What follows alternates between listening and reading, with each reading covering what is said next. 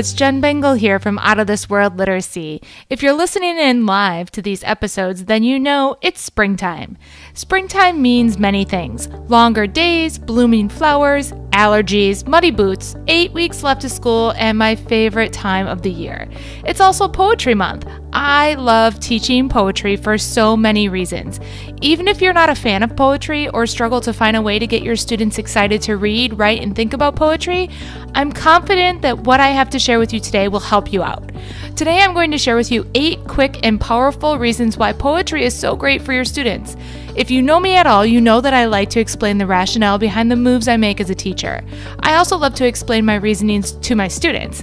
I've found that over the years, if I stop to tell my students why I am asking them to do the things that I want them to do, and explain with each task why it's important, they almost always put in a little extra effort and see greater value in their work.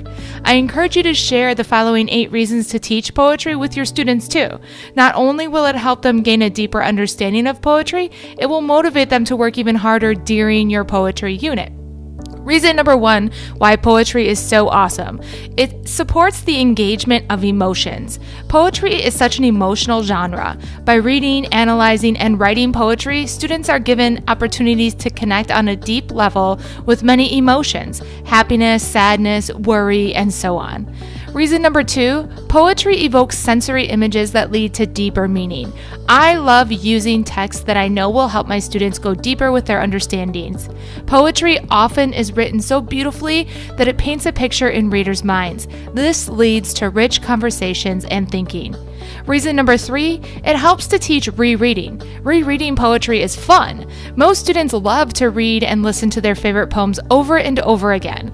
This gives us teachers an opportunity to talk about the power of rereading and point out how much deeper our understandings become each time we read or listen to a text a second time, or a third, or a fourth. Reason number 4, poetry incorporates rhythm and often rhyme, which is great for anticipating what comes next in the text. Struggling readers often have an easier time with poetry because of this. Reason number 5, poetry offers lots of exposure to figurative language. Using poetry collections to teach metaphors, similes, idioms, alliterations, and onomatopoeia, to name a few, is just a great strategy. Reason number 6, poetry is great for teaching inferring. Since poetry is often written in a way that doesn't tell the readers exactly what they want to say, the reader must infer. Use poetry as mentor texts that teach students to take what the poem says and combine it with what they know to make an inference.